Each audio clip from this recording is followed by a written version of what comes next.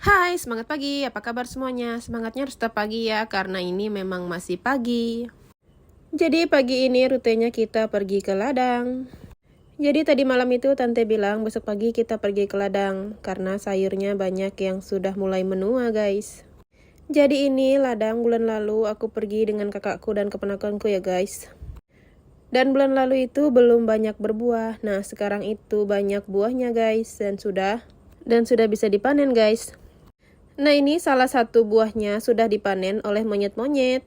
Jadi ini tuh timun kampung ya guys. Jadi timunnya itu dimakan sama monyet. Jadi bilang tante itu dia jarang kesini guys, kalau nggak ada temennya. Karena kebetulan aku lagi di kampung dan siangnya aku mau pulang, jadi paginya aku sempetin buat pergi ke ladang.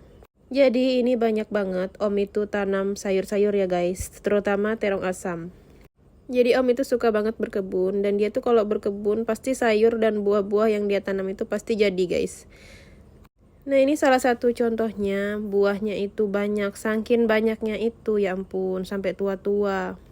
Jadi buah yang tua-tua begini tante itu ambil untuk dikasih makan ke B2 guys. Biar B2-nya sehat guys, makan sayur. Karena kalau sudah tua pun manusia juga nggak terlalu suka makannya guys, dan banyak bijinya.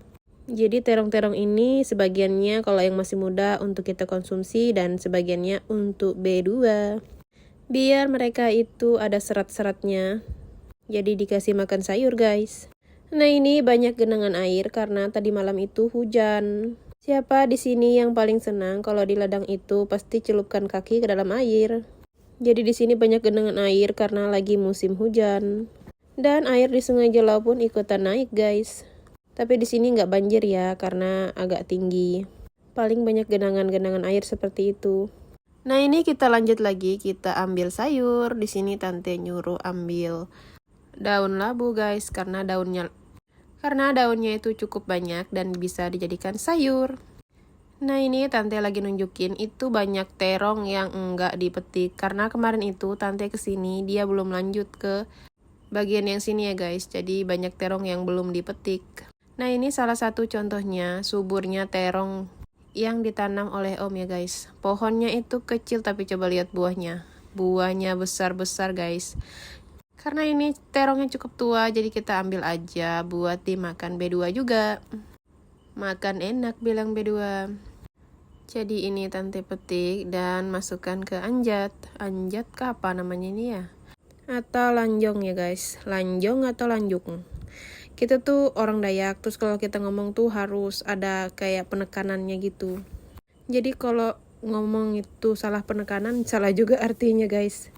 Oke lanjut, di sini kita masih memetik dengan perterong-terongan yang berbagai macam bentuknya guys. Padahal sebulan yang lalu aku kesini, terongnya tuh masih kecil-kecil dan bahkan itu belum banyak yang berbuah. Dan sekarang waktu pergi ya ampun banyak banget buahnya, dan ini dia super jumbo guys. Jadi berbahagialah kalian babi karena kalian makan enak hari ini. Dan kita lanjut, di sini tante itu bilang kita dua cari singkong. Siapa tahu singkongnya itu sudah berubi guys.